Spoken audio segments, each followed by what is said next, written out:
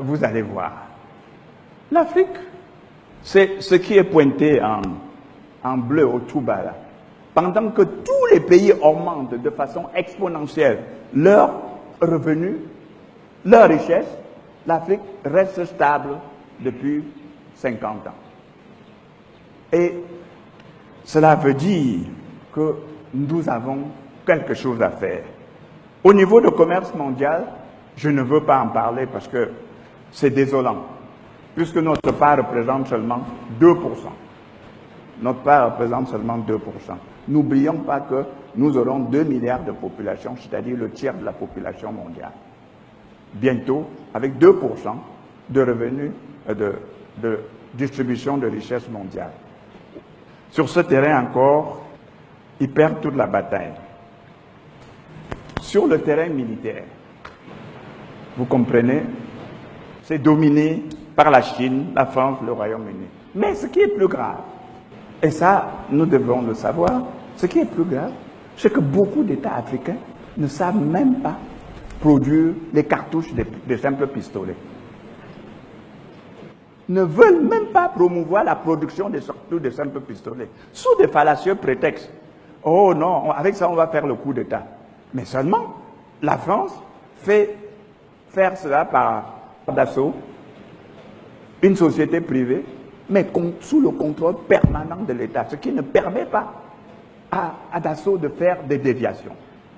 Mais les entreprises, l'État aussi peut créer des entreprises pour fabriquer au moins les armes, parce qu'il faut bien que sur ce terrain, si nous voulons nous défendre, on est en champ de bataille.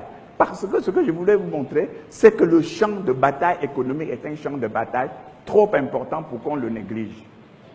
Ce champ de bataille, nous n'avons pas le droit de rester si inoffensif. Bien sûr, sur le terrain militaire, vous l'avez vu, vous l'avez observé. Et enfin, il reste un dernier terrain où nous sommes toujours, c'est le terrain de l'information. Je vous ai parlé tout à l'heure des médias, mais je voudrais venir vous parler d'autre chose. Dans les années 70, il était dit, this country is the hopeless country. Hopeless. C'est-à-dire, c'est un continent sans espoir. Mais pourquoi on avait dit c'est un continent sans espoir? Parce que en Europe, en Occident, on était en plein emploi. On avait besoin de la main-d'œuvre, qualifiée ou non, pour pouvoir développer cette économie. Il fallait lancer des messages pour dire ne restez pas dans un continent sans espoir, venez chez nous. Et après, dans les années 90, il y a la crise économique qui s'est vue aussi en Europe. Alors, le langage va changer. L'Afrique est un continent d'espoir. L'Afrique est un continent de demain. L'Afrique, il fait bien vivre, etc., etc.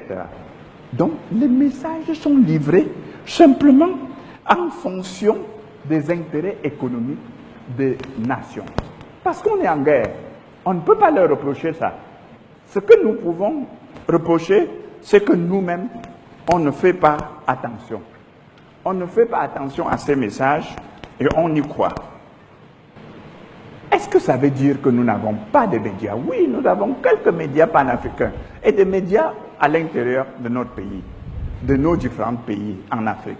Nous avons par exemple Vox Africa, Africa 24, Africa Number One et Africa Cable. Mais qu'est-ce qui se passe? Les capitaines d'industrie qui sont dans cette salle, ces grands entrepreneurs, quand ils vont faire leur message, ils vont où? À CNN, à TF1, etc., etc. Et après, il dit, pourquoi?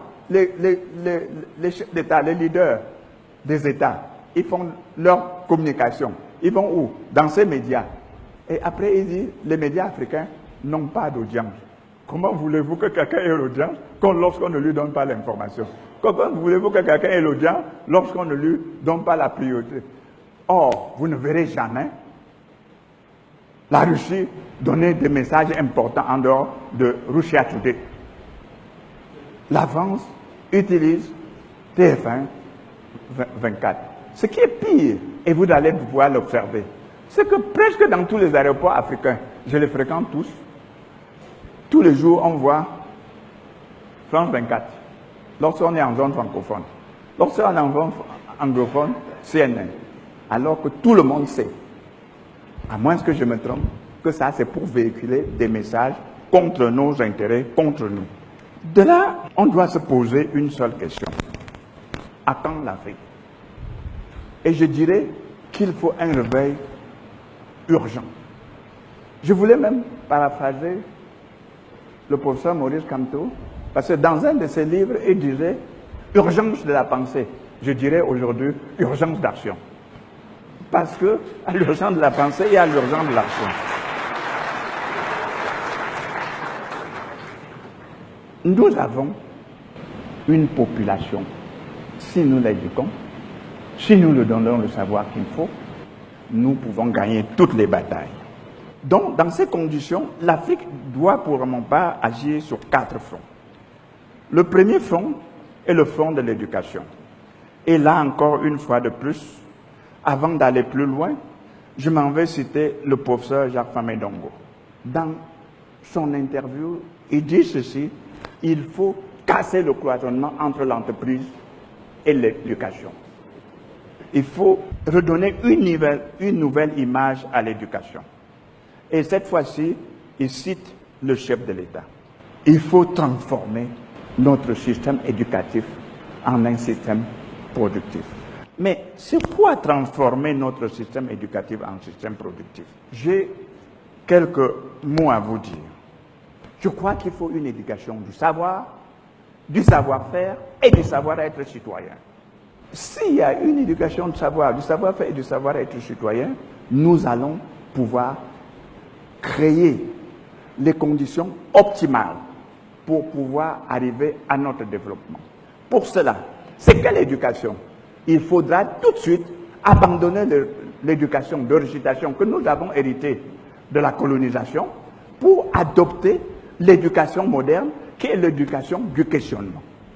Et pour cela, il faut prendre le questionnement depuis le très bas âge, c'est-à-dire depuis avant l'âge de 7 ans. Et je voudrais vous citer la théorie des jésuites. Ils disent, en général, si vous voulez que je fabrique un chrétien pour la vie, donnez-le-moi avant l'âge de 7 ans. Parce que c'est à ce moment, et à ce moment précis, qu'effectivement, il lui donne toute la manière de penser. Nous avons un devoir. Vous savez, nos universités africaines, globalement, ne figurent pas dans les 100 premières. Et même dans les 500 premières, nos universités, il y en a 4. 3 en Afrique du Sud, 1 en Égypte. C'est-à-dire, nous avons un travail et nous devrons pouvoir le faire. Le défi technologique. Ce défi, il s'agit en définitive, comme le ministre Famé-Dongo a dit plusieurs fois dans ce discours, il faut développer l'enseignement technique, l'enseignement scientifique, l'ingénierie, pour donner une masse suffisante à l'économie pour lui permettre de se propulser. Il faut, j'en dis, augmenter le budget de la recherche. Sur le plan économique, il faut que nous exploitons intelligemment nos richesses. Et nous pouvons le faire. Et je le disais dans une de mes publications, quelle Afrique en 2050? Et je le décrivais, je voudrais bien encore une fois décrire avec vous. Il faut que nous exploitions de façon intelligente. C'est quoi exploiter de façon intelligente? Nous savons que les autres ont le savoir. Et si nous voulons le win-win, c'est-à-dire un partage équitable, comme nous sommes en position de faiblesse, nous pouvons décider que dans une première phase, nous n'allons avoir que le tiers de ce que nous produisons, de ce qui est dans notre sous-sol ou sur notre sol. Mais la programmation doit être faite pour qu'on sache peut-être que dans 10 ans, nous aurons la moitié. Et que peut-être dans 20 ans, 30 ans, pourquoi pas, ce n'est pas long, c'est eux qui auront le tiers et nous aurons le 2 tiers. Et ça, c'est ce qu'on appelle le win-win game. Est-ce qu'on ne peut pas penser à cela et mettre cela en marche? Je voudrais arriver sur un point qui, en général, est sensible. Il s'appelle gouvernance. Mais qu'est-ce que je recommande? Parce que ça, c'est le plus important. Je recommande d'abandonner la démocratie occidentale. Adopter la démocratie africaine.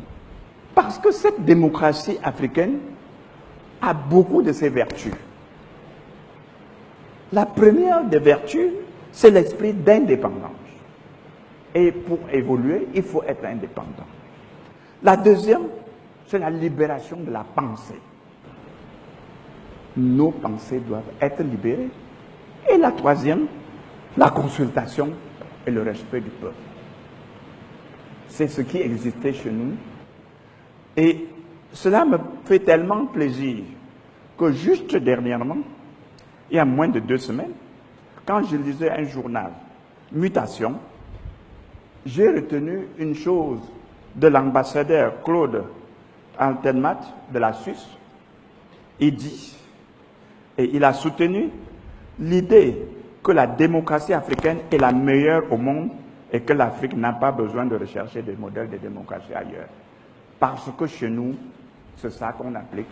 Chez nous, on est bien avec cette démocratie.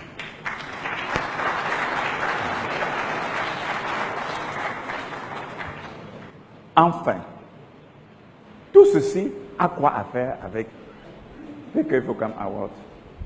Oui, il y a un lien. Il y a un lien. Et le lien, le professeur Jean-Famé Ndongo le trace lui-même. C'est la raison même pour laquelle il est là.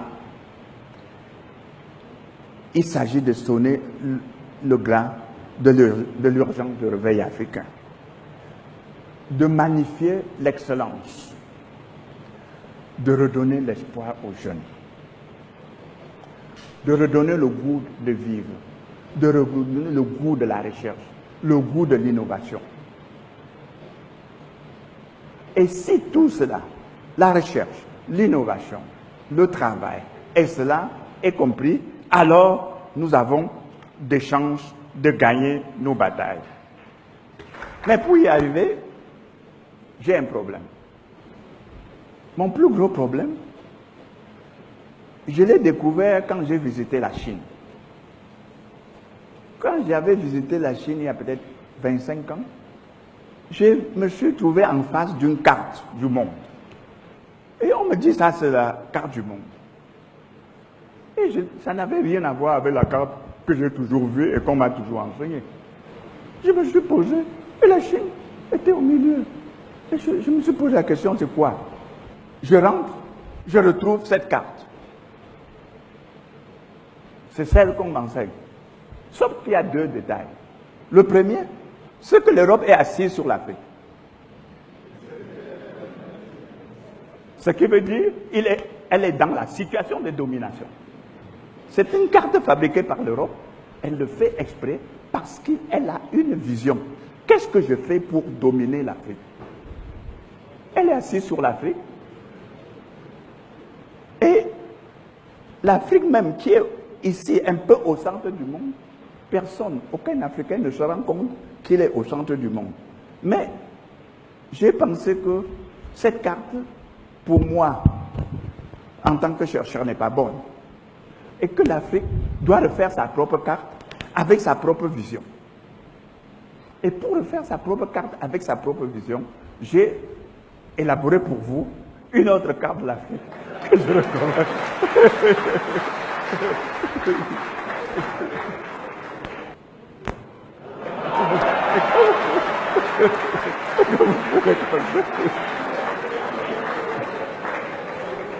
Pourquoi